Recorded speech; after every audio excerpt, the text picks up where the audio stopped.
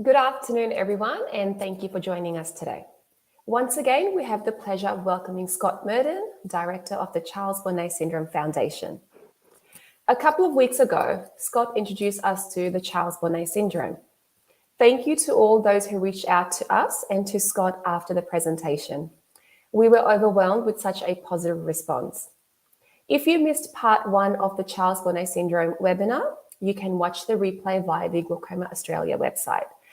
Our website is glaucoma.org.au. Now, from the homepage, you'll find a section called I Have Glaucoma. On that menu, under Resources and Tools, you will see Glaucoma TV. If you click on Glaucoma TV, you will see a list of all our past webinars, including part one of Scot's presentation. Today, Scot will go over more details on living with the Charles Bonnet Syndrome, including information for carers who have a loved one with the condition and information helpful for health professionals. Please feel free to send us your questions via the live chat on your screen. If Scot doesn't get a chance to address your question during his talk, please email through your question to glaucoma@glaucoma.org.au. You can also give us a call on 1800 500 880. You can also email the Charles Bonnet Syndrome Foundation on info@charlesbonnetsyndrome.org. Thank you, Scot, and over to you. Thank you very much, Sapna. Welcome, and it's great to be back with you all. Today I'm going to start with 4 questions that were asked by you, the audience, as a result of the first presentation. So we're going to address those questions to begin with. Then I'm going to spend a little bit of time on what is believed to be the explanation for how and why the syndrome occurs. And then finally, as Sapna had mentioned, we're going to spend more time on what can be done. And so that will form the majority of the presentation. And hopefully, if we've got time, I'd love to respond to your questions. So let's get straight into it, shall we? Now, we're just beginning here with a slide of a woman who lives with glaucoma. She's in her 20s. She's a graphic designer, and this is one of the pieces she's come up with reflecting her experience of Charles Bonnet, where you can see all the wispy smoke in the room. Now, to the questions. So the first question that was asked from last week was, what advice do you have for people who think they might be experiencing signs of CBS? Who should they reach out to first? Now, on the face of it, you would think that's a pretty straightforward question and you should get a straightforward answer. That normally what one would say is, oh, well, you speak to your medical professional, whether it's a GP, ophthalmologist, neurologist, optometrist, and orthoptist, and speak about the sorts of experiences you're having, and then you're usually in good hands. Unfortunately, though, we can't say that. And here is a cartoon depicting the problem that we have in the current prevailing environment. Now, maybe the cartoon's not coming across very well, but essentially what we've got here is we've got 4 big ocean liner ships, and they're represented by 4 major clinical specialities: ophthalmology, psychiatry at the front, and then gerontology and neurology, I think, at the back. And then down in the waters below, you've got this ramshackle little dinghy boat with people with CBS in it. And they're basically saying, why aren't any of you willing to take us on board? And you'll notice that all the people on top of deck of the psychiatry, ophthalmology vessels They're looking anywhere but down at the CBS people below. So we've got a real dilemma here at the moment that normally, in an ideal world, we would be recommending to you, if you think that maybe you have Charles Bonnet syndrome, then you would consult your GP, your ophthalmologist, and the others that I mentioned.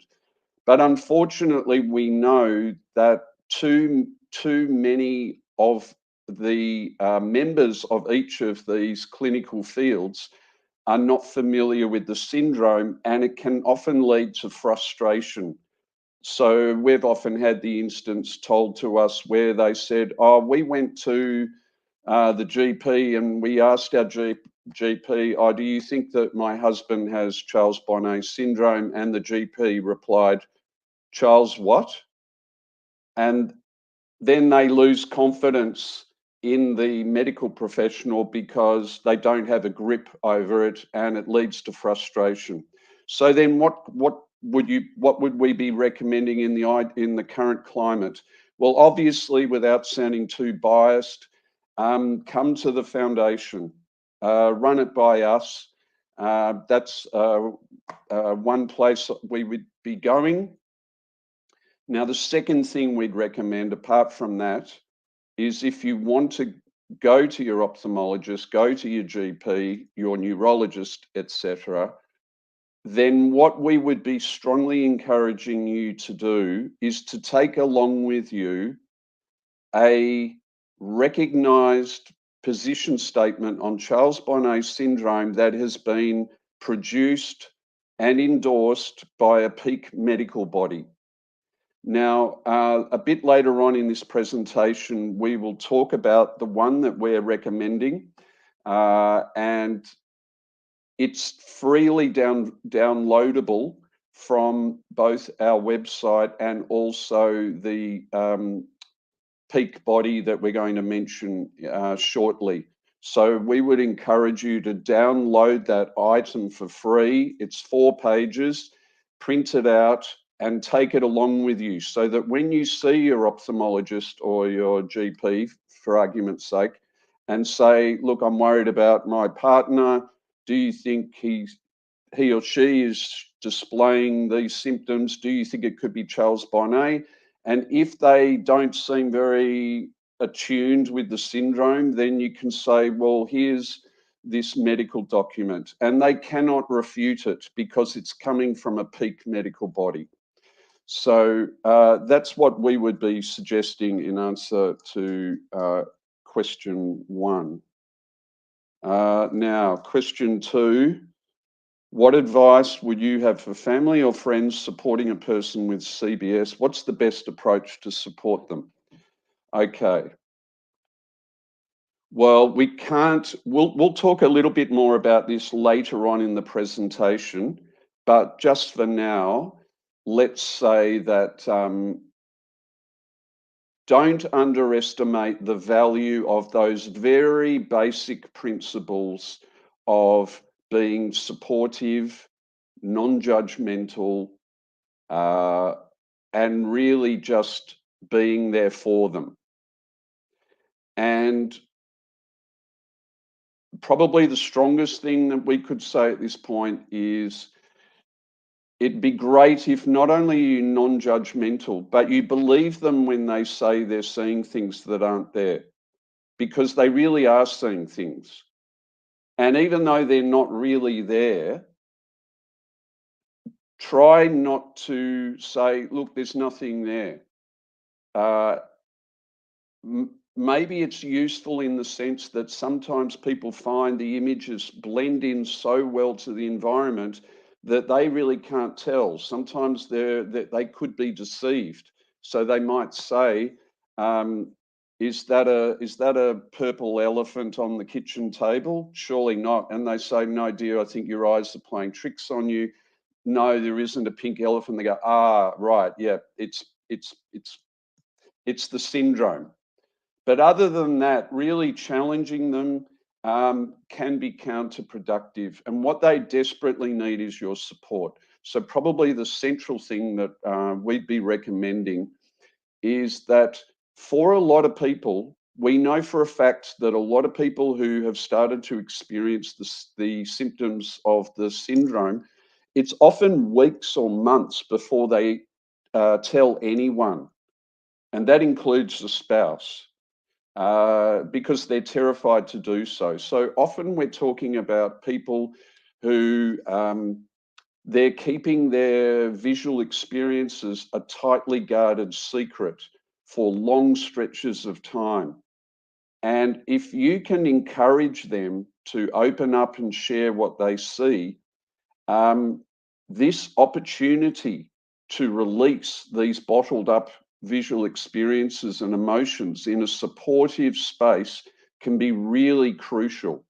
So really take an interest in their visions. And sometimes just the actual act of sharing the visions, their experiences, can be healing in and of itself. So that's I guess, the central thing that I'll say here, and I'll have more to say later on. 3, do you feel GPs are well educated or aware of the condition? Unfortunately, the answer is no, not at the moment. And in fact, what we've got here, we're bringing up on the screen, is a study that was done 5 years ago in Canada. I think they don't call them GPs, they call them family physicians. And they found a staggering statistic, which is here. 54, let's say 55% indicated that, whoops, just go back there. 55% indicated that they were not at all aware of the syndrome, and a further 20% were only slightly aware of Charles Bonnet syndrome. So you put that together, and that is nearly 75%, or 3/4 of all GPs in Canada, who basically are saying that we know very little about the syndrome. So here's in their conclusion, it's just reiterating that great lack of knowledge about Charles Bonnet syndrome, even though the condition is relatively common. So this is a huge problem all around the world, and we know that it's a big problem here as well in Australia, that there really needs to be a lot of work done to upskill GPs, that part of their ongoing professional development, that Charles Bonnet is included in their eye healthcare training. Now, the last question: should ophthalmologists be making patients aware of CBS? Well, I can only say a resoundingly yes, yes. And it's not just the foundation saying yes, it's their own peak body. So the Royal Australian and New Zealand College of Ophthalmologists, which is often known by the acronym RANZCO, they've produced the position statement that I was alluding to earlier. So they're the people who have developed a position statement on CBS. Here it is here, the front page. And then it makes it explicit to, and this is, I'm choosing one part of this 4-page document, and this is specifically aimed at ophthalmologists. Now, you can't get much more about that they need to be on top of it. It clearly says here in the college document that ophthalmologists should be aware of and openly discuss the possibility of CBS with people who have lost vision as a result of conditions such as macular degeneration, glaucoma, and diabetic retinopathy. And down below also highlighted, should be aware of this syndrome and provide support and counselling where necessary. So it's very clear it's within the remit of ophthalmology, recognised by the peak medical body in Australasia, that they need to be routinely inquiring about the syndrome, and not only inquiring whether you may have the symptoms, but far more importantly, forewarning patients that it may occur down the track. So they're forewarned and forearmed. Okay, so they're the 4 questions out of the way. Now the second part, why does CBS occur, or how does it occur? Well, perhaps given the mystique and the enigmatic nature of this syndrome, it's perhaps not going to surprise anyone to say that no one actually knows how and why it occurs. However, we're going to give you what is the prevailing view at the moment within neuroimaging studies and just understanding of medical science at the moment to explain what we think is happening. So what is the prevailing view at the moment is that we think that it's a direct result of a drop in the quality and or quantity of visual information that is hitting the retina and then being translated into electrical impulses back to the visual part of the brain at the back of your head. And there's lots of evidence from sensory deprivation studies. I could go on for an hour just on the incredible amount of situations where if people are deprived of sensory input that they're accustomed to, then the brain seems to step in. And I'm not sure if I've got it on the slide coming up. No, we don't. Okay. So just one quick example. I was going to include it in this presentation, but the video unfortunately goes for a bit too long. But for those of you who are familiar with the woman Lily Serner, she's a mathematician. I think she might be in her 30s, and she's been she's not the host of the program, but she's part of the celebrity letters and numbers TV program. And she's exceptionally good at maths, so she covers that part. Now, we got contacted by SBS some time ago during the pandemic to say that Lily Serner is going to do a special on perception. And we want Lily to interview someone with Charles Bonnet. Anyway, fast forward, that series happened, but for reasons that we still don't know, they didn't proceed with the, even though we provided a contact for Charles Bonnet, that didn't feature in the program. But one thing that did feature, which is very compelling, was that she goes to a psychology laboratory at, I think, the University of New South Wales. And she's met there by a professor of psychology. And she says, so they're sitting in this sort of interesting laboratory space. And Lily says to the professor, okay, so what's happening here? What are we going to do? And said, well, we've got a really interesting room here. You can see all the foam padding all around the walls. So that will mean that there's, it's going to be soundproof. It's a soundproof space. And in a moment, I'm going to leave you alone in here. And when I close the door behind me, then you are going to be left in here and you won't be able to see anything either. So you will not be able to hear or see anything for 15 to 20 minutes. And he's got a camera on her. You know how there's sometimes cameras that you can watch people in the darkness to see how she's getting on. And basically what happens is within that 15, 20 minute time, Lily Cerner starts to see things that aren't there. And she's finding it very creepy. And she finally gets to a point where she says, please let me out of here. I can't cope with this anymore. And the professor comes, opens the door, and she basically then has an appreciation of, wow, look at that. I was deprived of any visual input for just 15 minutes. She's a normal, fully sighted person as far as I'm aware.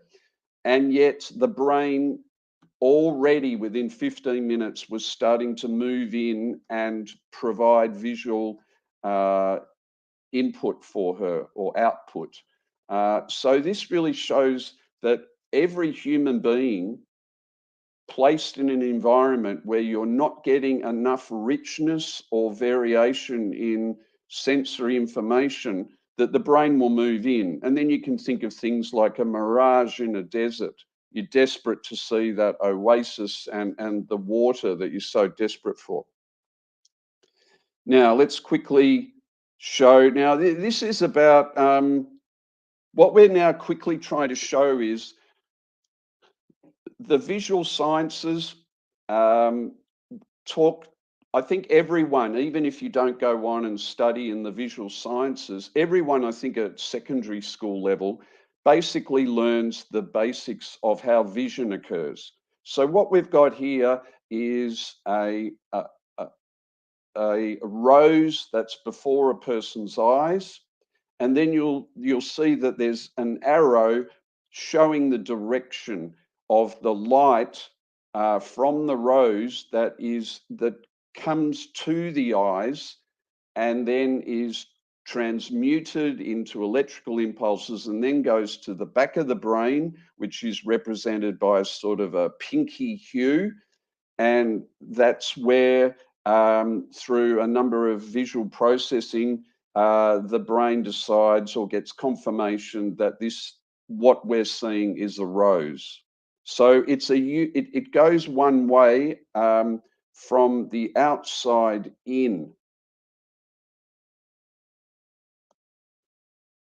Now, what's happening here? Now, what we're looking at is someone with Charles Bonnet syndrome. So there's nothing in front of them now. There is no rose. But what we've tried to depict with those red lines is, and this has been confirmed with people who are with Charles Bonnet syndrome who are hooked, who undertake an MRI, is that those lines coming out are meant to represent suddenly a spontaneous firing of brain cells in the visual cortex. So what we know through MRI and neuroimaging in general is that when someone with Charles Bonnet syndrome sees something out in the external world, it is perfectly correlated with this sudden explosion of firing of neurons in specific regions of the visual cortex. And then, so what is actually happening then is that as a result of that firing, it shoots out in the opposite direction. It shoots out the image to the external world. I'm seeing a rose now. Now, visual sciences don't have a satisfactory explanation for how this happens. It's mysterious at the moment, but that's what indeed seems to be happening. Now, just very quickly, this is a slide. It may come across as very complicated. It's showing a brain. Now, imagine that you're looking down, like a bird's view, looking down onto this brain. Now, the top part, that is at the front of the head, and where all the colored regions are, that's at the back of the head where the visual cortex is. And all that we've found, that this has been confirmed. Now, this applies whether we're talking Charles Bonnet or we're talking normal vision. So, for example, we'll just use one example here. There's an area down in the bottom right called V4. It's a pretty boring name, but it refers to an area of the visual cortex where the cells in the brain cells there, their job is to perceive color. And so what we find, whether we're talking normal vision or Charles Bonnet syndrome, that, well, let's just stick with them with Charles Bonnet syndrome. If someone is suddenly seeing, say, fireworks of color or really rich mosaics or kaleidoscopes where there's just dazzling colors, as indeed some people do, then what you will find through science is that the V4 area will suddenly be firing, and there's all this activity happening there. So that's just a little bit to share. Now, this is where probably some of you probably already had thoughts about what we're about to talk about here and thought, I wonder if it's similar. Yes, it is. So some of you may not be familiar with the term phantom limb syndrome, but I'm pretty sure that even if you've never heard that actual term, that you will be familiar with this phenomenon because it was first recognized 500 years ago. And what this syndrome is that's been known of for 500 years is whereby if someone unfortunately happens to lose any body part, say when it was originally discovered 500 years ago, it was from a doctor who was working on the battlefields, and soldiers are coming in with sustained battle injuries. Sometimes maybe they had lost a body part as a result of the fighting, or the doctor recognized, I'm going to have to amputate a limb because otherwise there could be far more serious consequences. So what we know is that a staggering 85 to 90% of all people who lose a body part will go on to have sensations as if that body part is still there. And sometimes it can go on not just for weeks or months, but even years. And one example of that is people who have women who have a mastectomy, and they have to have one or both breasts removed. And often women who've had one or both breasts removed, they will, if they don't have augmentation surgery, they will often report as if they can still have the sensations or experience of the breast still being there. And we know that if you lose a leg or an arm, something similar. So what we think, if we didn't call it Charles Bonnet, if it hadn't been named after the man who first discovered the syndrome, I think what we would all be calling this syndrome is phantom vision syndrome. And then it would put it in par, phantom limb syndrome on the physical level of a body part, and here phantom vision to do with vision. And we know that it's happening in other sensory modalities as well. So very quickly, we know that people who have hearing impairment, some of them will go on and develop what is called musical ear syndrome. And that's where they start to hear usually music. It's almost not exclusively, but often it's music. It could be an opera, it could be the national anthem, it could be some childhood nursery rhymes that you were exposed to in childhood. So that's just yet another example, and that would be like phantom music syndrome or phantom sounds. Okay, so now we're getting to the third part, which is, so what do we do about this syndrome? We've now talked a bit about last time about the features of the syndrome. We've now talked about what we think might be causing it. Now, what are the practical steps to try and assist people to manage the syndrome better? So first up question, is there a cure for CBS? Well, we're saying yes and no, but the fact is that at the moment, there is no approved medical treatment for Charles Bonnet syndrome. So what's happening at the moment is that there's various pharmacological treatments that are being used. Sometimes they're effective, sometimes they resolve the symptoms entirely. But unfortunately, it doesn't happen enough. And the rate of success of existing medications that are being prescribed, the positive results are really modest. We think it's around 30%. But there are cases, it needs to be stressed that even though there is no universal, like silver bullet, there are success stories and there are other things other than medication that can be done. So,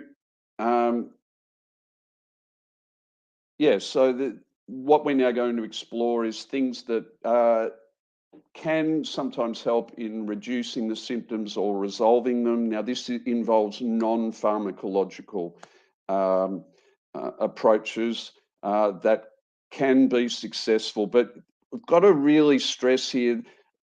I talked earlier about how enigmatic and mysterious this syndrome is. Well, in the same way, one strategy that you might read online, let's say, for example, it's saying blink your eyes a few times. Well, that approach may work for some, but it won't work for a lot of others. And then you'll mention another approach, and that might work for some, but it won't work for others. So really, this is about arming yourself with all the different approaches and exploring them for yourself or your loved one, and try them out. And there is a lot of variety in what seems to work for each person. Okay, so the first thing to do is the first port of call when someone's having CBS symptoms is there anything that can be done for my eyes or the optic nerve or whatever specific region that is affected? Is there anything that can be done that can rectify the issue, that can maybe improve my vision or resolve the obstacle? And if there is, then that could be a very welcome first step. So as I may have mentioned in the first presentation, an example of that is cataracts. So what we know is that some people who have cataracts and they have Charles Bonnet syndrome, a lucky few. We don't know, no one has actually done a proper study to properly work out the percentages on this. But we know that let's say, well, we don't know. I'm plucking a figure out of my head, but I'll say maybe 20 to 25%. It could be higher, it might be a little bit lower, but there are definitely cases over the last 3 or 4 decades where once the person has the cataract removed and their vision improves, often it also corresponds with a dramatic and sudden resolution of their CBS. They're just gone. So that's the first port of call. If there's anything that can be done to improve vision, we know that where one's vision can be improved, then there's a chance that the CBS will either reduce or there'll be a cessation to it entirely.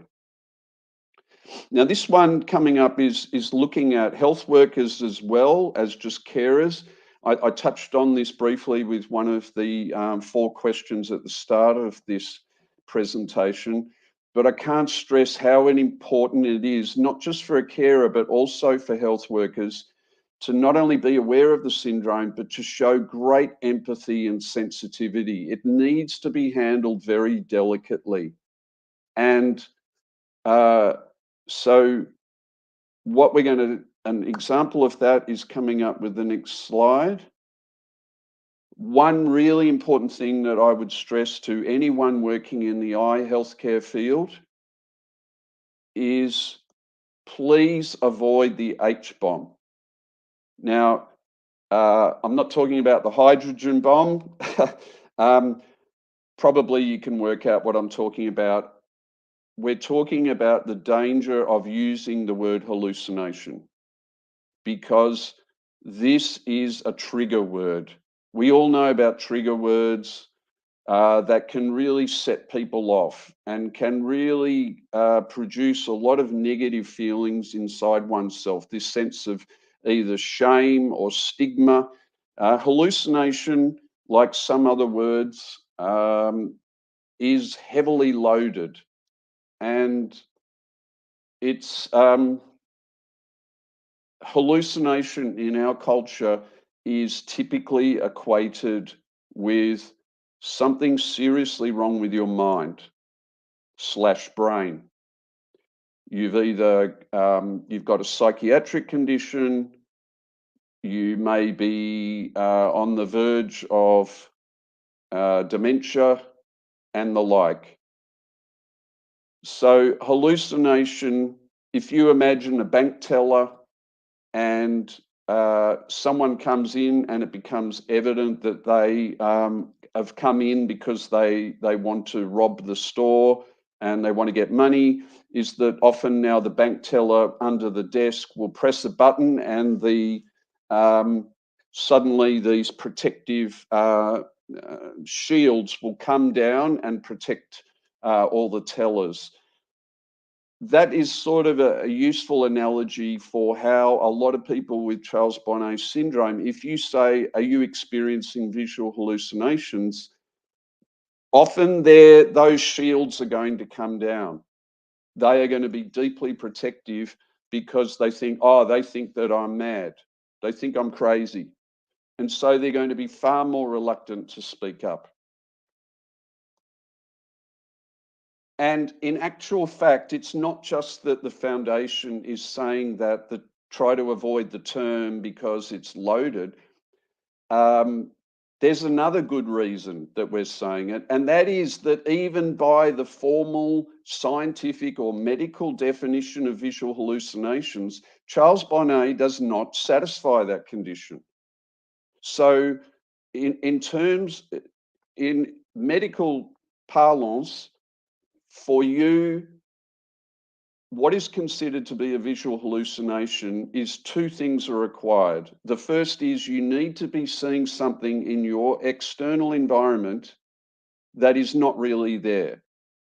Okay, tick for both groups, for both Charles Bonnet and people who are having a visual hallucination.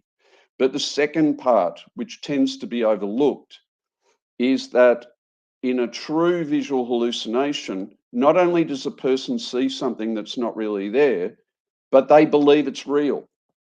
They buy into it. And that is the second requirement for a visual hallucination, a true visual hallucination.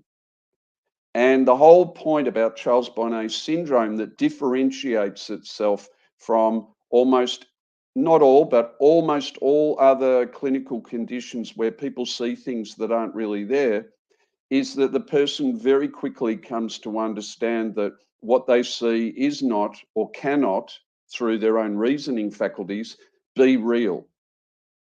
So to fulfill the diagnosis of Charles Bonnet, the person understands that they're not real. And they usually do that exceptionally quickly. So I think there's been one study done that shows that within the first 2 Charles Bonnet episodes, So you might say have your first ever one in the morning, and then maybe you have another one in the afternoon. So after that second experience, it's been shown that 80% of all people in that situation would have then already arrived at the conclusion that they're not real. So it's pretty rapid. So then the question is, well, okay, if you're saying visual hallucination is not appropriate, what is appropriate? Well, we don't really have, unfortunately, at the moment, we're not really encouraging alternative terminology, but some of the things that we are recommending at the moment, but you can play with it. One is phantom visions, one is Bonnet images, another is just visions. Some people, in fact, that was the term that Charles Bonnet used, visions, which for some is quite a neutral term, although I am aware that for some people, the term visions is often associated with sort of divine apparitions, and sort of I'm having visions of the Virgin Mary or something like that. So not everyone feels comfortable with visions, but there's some other thing, or just seeing things that aren't really there. That's another possibility. So it's really important that you handle this very sensitively and empathically. So here's a question that we would love to see incorporated on a routine basis by all people working in the eye health arena. So I'll just read it to those in case there's people who are tuning into this but are not able to read the text. So it says, it's quite common for people living with vision loss to sometimes see things that they know are not really there. This could be colored blobs, geometric patterns, faces or figures. And I'm wondering whether this has ever been the case for you. And the value of that approach is that, for a start, you're normalizing the experience. You're letting the patient or the client know that this is quite a common experience. One of the things that we've noticed at the foundation is that a lot of the people who are experiencing the Bonnet syndrome is that they feel like they are the only ones in the world who are going through these bizarre experiences. And because no one's talking about the syndrome, they're left on their own to work it all out. Well, because no one's talking about it, they don't know that there are others going through it, and they certainly don't know that it's common. So that will help normalize it. I'm not a freak, that this is a relatively common experience or side effect of vision loss. We're not quite sure how and why it happens, but it is relatively common. And by putting it this way, it's softer. It's not sort of oh, are you seeing things? You know, like when you go to a psychiatrist and says, the psychiatrist might say, so you've been hearing voices since I saw you last. You know, that's already, I think the patient in that case already knows that the psychiatrist testing out, well, are you having auditory hallucinations? Are you hearing voices? Are they telling you things? So we're trying to couch it in softer language like that. So the value of that approach is that if you ask that question and they say no, then you say, oh, okay, just be aware that it's possible that this could happen in the future, and that don't assume that your mind's unraveling, that it could well be that this is the first signs of the syndrome, and it's not associated with memory or cognitive problems. The other thing is that, and if they say yes, then you can provide a quick explanation like what has already been discussed thus far. So you could be saying, you know, have you heard of phantom limb? well, this is like the visual equivalent. And then they can sort of grasp that. Okay, yeah, all right, got that. And then you're providing reassurance to them to say, look, I know maybe you're worried. Your principal fear is, am I losing my mind? And people are desperate to get that reassurance. And the figure there that we've got on that, we think somewhere between, well, there's been studies to support this, that somewhere between 65 and 70% of people, once they are told that what you're going through has a medical name and it's not associated with mental illness or dementia or anything like that, then for 2/3 of people, that is enough. That is their treatment. That is sufficient, because all they want is the reassurance that they're not losing their marbles, because that's their greatest fear. And once they know, oh, there's an actual name, okay, great. And for about 2/3, that will be enough. And often a lot of people we've noticed in that 2/3 category, you sometimes almost literally can see the weight coming off their shoulders. They take this enormous sigh or release an enormous sigh. Oh, wow. And the weight comes off them. And often that's often what's associated with that is a reduction in the visions, which sort of makes sense in a way, because if you are living in a bubble where you don't know about the syndrome and you think you're the only one going through it and you think, what on earth is going on? Then often what is happening is that you are having ongoing stress or anxiety around what's happening. And then, like a snowball going down a mountain, it's gathering more snow and the stress levels can get higher. So what you're doing in 2/3 of the cases for a client or patient is that you're cutting that in its tracks. The snowball stops and the person's got a chance to finally take a deep breath and relax. And the anxiety, with the loss of a lot of that anxiety that they've been carrying around, the visions can and has certainly happened with a lot of people that they reduce. Now, what about so what about the last third? Well, that's not going to be enough for about 1/3 of people.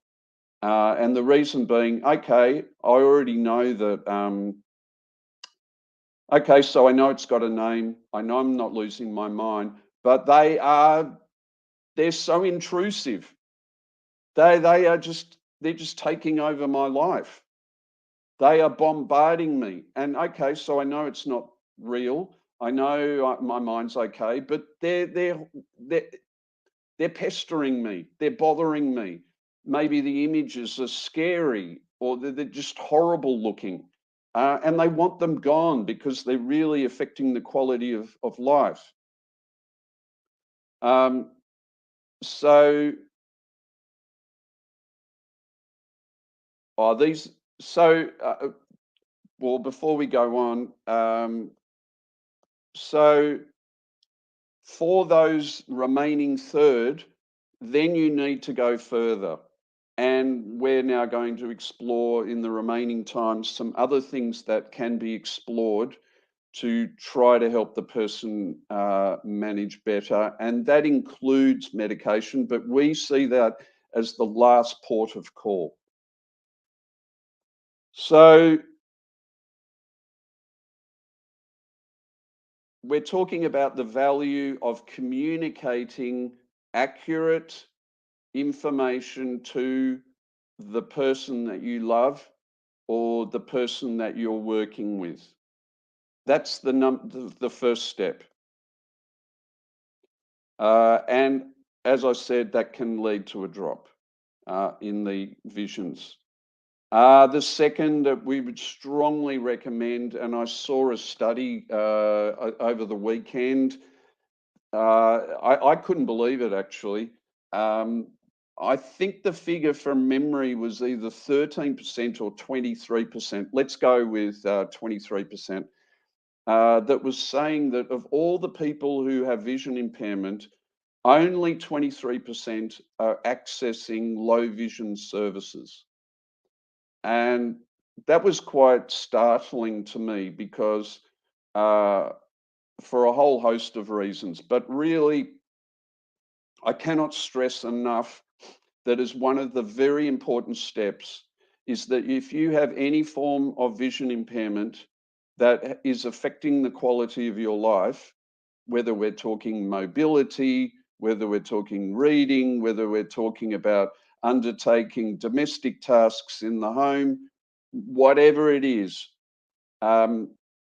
make use of low vision services.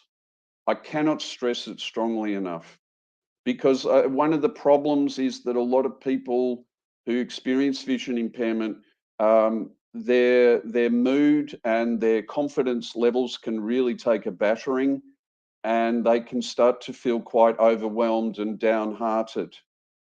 And sometimes a lot of people in that situation are not aware of various strategies and interventions that could be accessed through low vision service providers that can make a meaningful difference to the person's quality of life. And so that's one thing that what we'd strongly be encouraging. So yes, looking at the ways to maximize the vision you still have left. And there's lots of different, we don't have time now to go into further depth about that, but make use of the following low vision providers: orthoptists, occupational therapists, orientation and mobility instructors, and optometrists as well. There's so many things out there to make life a bit easier. If we just use one example, glare. Now, glare is a problem for quite a few people, and look into anti-glare visual aids. You can get them not only for outdoors, but you can also get them for indoor use, where appropriate, of course. Some people find that the glare that's emanating from their laptops, their PCs, their televisions, their iPads or whatever, sometimes by just reducing the glare through visual aids can really make a real difference for the person. And it is known that in some instances, glare can be a trigger for Charles Bonnet. So try to address the glare. And yeah, all the things that you can get from low vision services that are provided. And then we've just got a long list here of things. So look at the lighting. Do you have the optimal lighting for your home based on the type of eye condition you have? And orthoptists, for example, are very good at knowing, based on the type of eye condition you have, what is going to be the optimal lighting to maximize the vision that you still have, and to make it less about squinting and more about more softness on the eyes. Okay, next step, behavioural options. Let's just see how we're going for time here. Oh, I've only got 7 minutes to go. That's okay, Scott.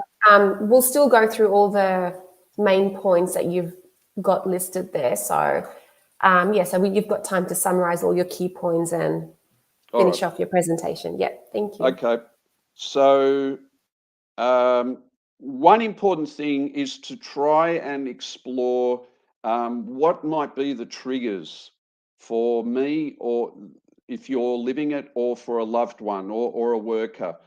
Sometimes if you really look at when you are experiencing the visions, what time of the day, what room are you in, are you active at the time they occur, or do you tend to be a bit sedentary when they occur? Really, sometimes people do find patterns, and they notice, yeah, it's often when I sit in my favorite chair and I'm not really doing much, that's when they often happen.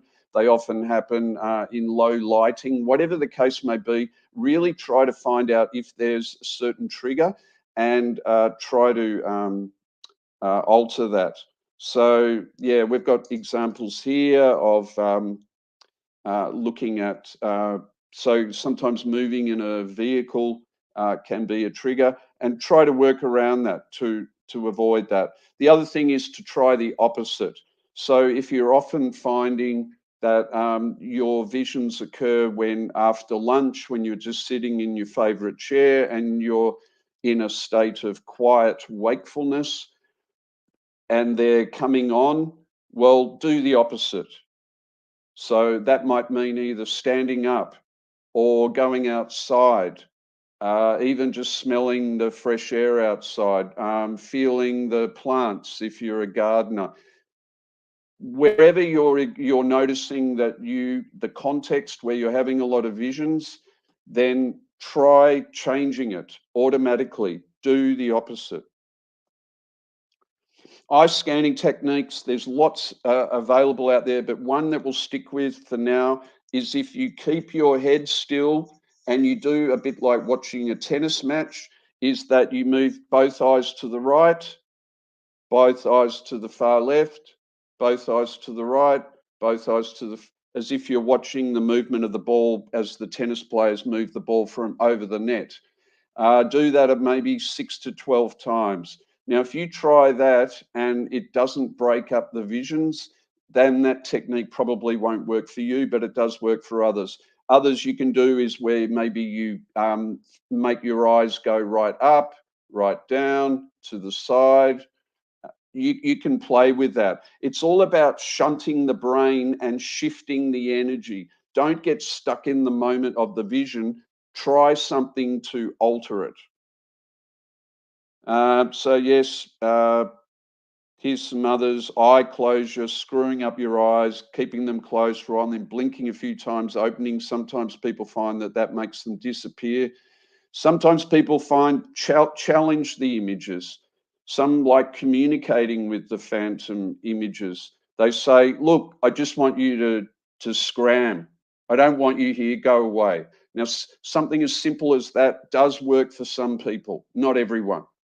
Some people find it very helpful, and I'd encourage carers to do this with their loved one, is to say, well, if you're seeing a figure or an animal or whatever, say to them, have you ever tried to reach out and touch that figure that you're seeing?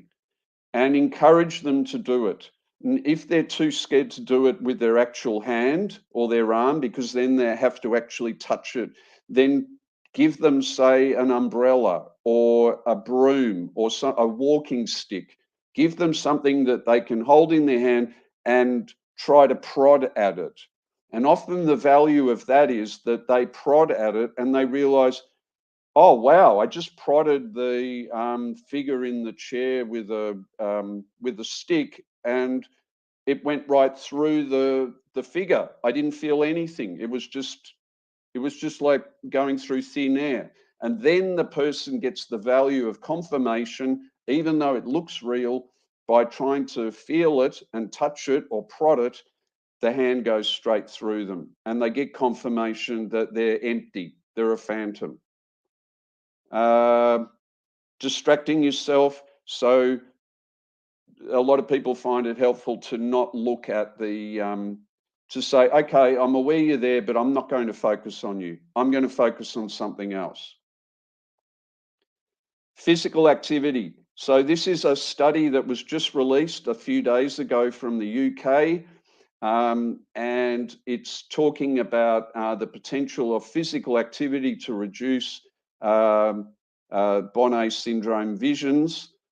And look, I don't have time, unfortunately, to talk about this particular thing, but really all it's saying is that based on World Health Organization recommended levels of physical activity, that they've shown here that if you are meeting the daily requirement of physical activity, then you're going to experience less visions. And so in that final category with the triangle, it's showing that if you do meet your everyday allowance of physical activity, then you'll experience maybe 15 minutes of visions during the day, and it's 6 times higher if you are not meeting the everyday requirements. So physical activity certainly would encourage it. Psychosocial, try to avoid isolation. Try to maintain or re-establish social contact. Increase your everyday engagement with life. Try to find ways to feel less helpless and more in control, like we were talking about with the low vision services.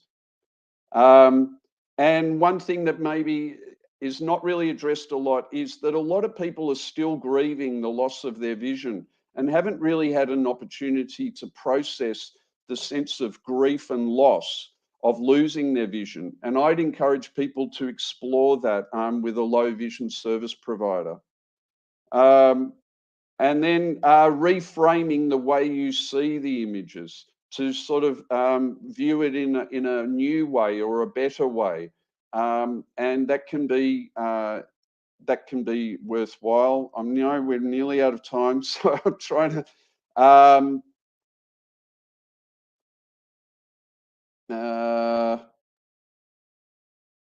Encourage reality testing, the role of the carer. Encourage them to test out, like what I said, try to touch them, even with a stick, and then realizing that seeing is not always believing. And to help the person find the possible triggers. Is there a certain situation the person's in? And if you find that, well, I notice you're really finding them in this situation the most, try to avoid that and encourage others. And try to encourage the person to change their reaction. So here's a possible thing you can say that could be very useful. Maybe this is a good point to end on. Look, I don't see the flowers myself, but that's the visual part of the brain producing them. Isn't the brain incredible? Describe the flowers to me. So that's a sort of thing where you can be involved with the person that you love and care for. Show an interest and get them to talk, because we need people to talk. So I know we're out of time. Humor sometimes is very useful. And so you can say, oh, how's Charlie been behaving today? Doesn't work for everyone, but for some people it certainly does. So we'll have to end on that note. Thank you for your time. Scott. No, thank you, Scott.